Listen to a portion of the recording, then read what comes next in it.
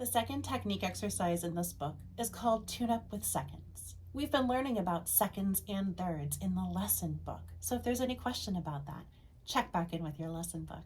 For now, we're going to work the technique side. Notice that, again, we have a warm-up on a previous page, so let's head over to page 4 to check out our warm-up. For making O's, we're going to gently bring finger 2 to the tip of finger 1 to make an O.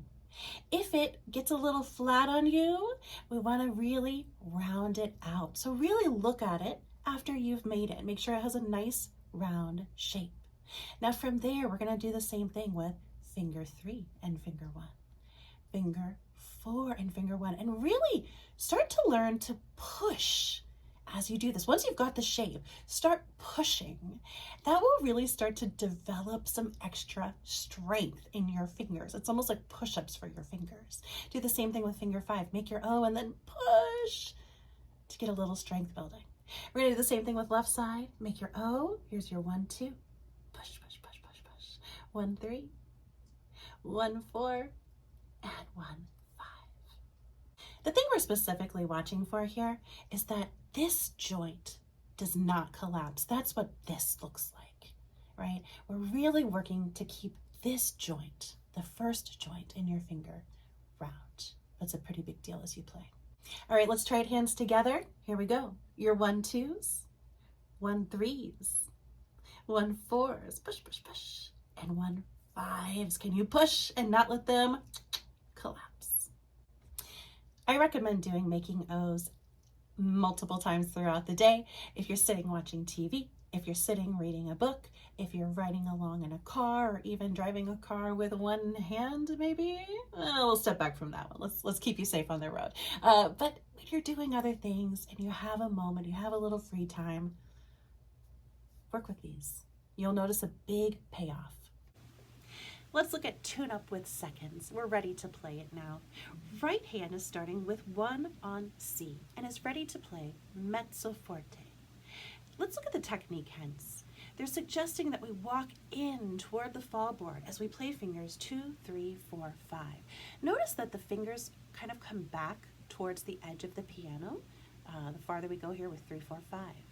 Watch what we can do if we walk toward the fall board. They start to all come into more of a straight line. Did you notice? Now with finger 5, it says think of finger 5 as a flagpole standing tall on the tip as you play the whole note. That's going to start to get you into a wrist motion where the wrist is high at the end, which is a very good practice to begin working with. All right, I'm going to count and play all of Tune Up with Seconds. 1, 2, ready, go. 1, 1, 1, 1, 1, 2, 3, 4.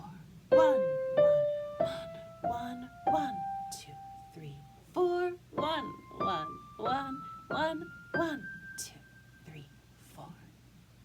That's it. For left hand Tune Up with Seconds, we're going to start with 1 on G. I like to use the G below middle C. That's where left hand normally plays. I'm going to count and play, and once again, we're going to walk our fingers toward the fall board and work to end on that high finger 5. Here we go. 1, 2, ready, go.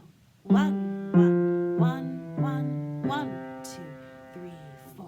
1, 1, 1, 1, 2, 3, 4. 1, 1, 1, 1, 1, 2, 3, 4. You did it.